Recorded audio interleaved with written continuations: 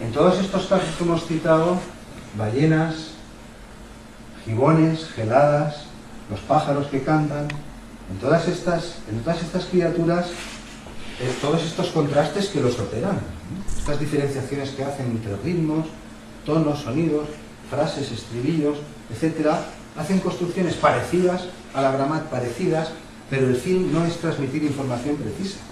El fin es precisamente transmitir información de su propio estado de ánimo y de la pertenencia a un grupo. Es lo que hacen los pájaros, es lo que hacen las ballenas, es lo que hacen simios y otras muchas criaturas. Es decir, hay un problema muy gordo, severo, al que se enfrentan todas las teorías que intentan explicar los orígenes del lenguaje, a qué se debió que nuestra especie en algún momento, o las que nos precedieron, comenzáramos a utilizar cierto tipo de códigos auditivo-vocales, a todas. Y se conoce como el problema del estado inicial, recibe varios nombres, que sería algo así como decir cuál fue la primera palabra, si fue un nombre, si no lo fue, por qué razón fue, y cada teoría intenta explicarlo de un modo, porque claro, cuando hablamos de protolenguaje, que ya hemos hablado aquí, hace 1 millón de años no hablábamos diferenciadamente, ¿vale? Pero cuando pensamos en el canto, pues supongan eso, hace 1 millón de años no tenemos lenguas diferenciadas con consonantes como las tenemos ahora, pero claro que tenemos la facultad de cantar. ¿Qué sería el protolenguaje en esos tiempos? Estos temas los veremos en esa charla, no sé qué, más adelante y detallado. Claro, tendemos a pensar que esto tiene que ser algo así como un caso más simple de lo que yo estoy haciendo ahora. Pero esto es un caso, bueno, un error que posiblemente nos está bloqueando muchas hipótesis. Quiere decir, ¿por qué hay que pensar que son... Algunos han dicho que el protolenguaje, por ejemplo Bickerton, solo tenía nombres.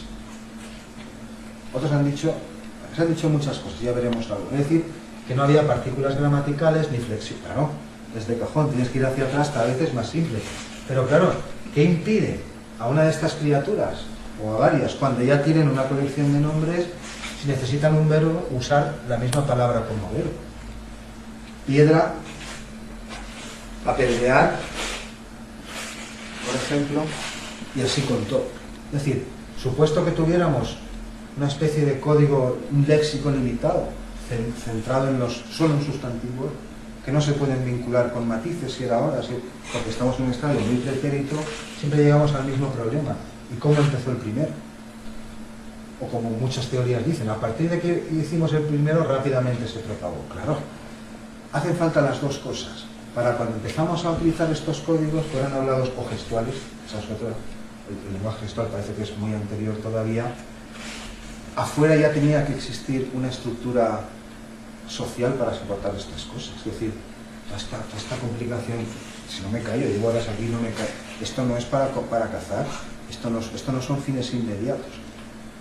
Quiero decir con todo esto, el problema del estado inicial o cómo comenzó a organizarse la gramática, porque Chomsky lo planteó bastante bien. Dijo que el problema cognitivo, no lingüístico, sino cognitivo, de inteligencia previa a la utilización de estos códigos, consistía en pasar de un estado en el que sabíamos contar hasta n, por ejemplo, 10 o 15 o lo que sea, y el momento en que aprendimos a contar n más 1, que ya no es ni 10, ni 15, ni 7, sino cualquier cosa más alta. Es decir, mientras que esto es una cantidad concreta, que puede ser muy elevada o menos, pero concreta, discreta, limitada, esta no lo es una cantidad abstracta. Una formulación muy elegante, ya la retomaremos, la de Ian Ford, la de Chomsky, el protolenguaje de Bickerton, el Musi Language, de Stephen Brown y algunas otras.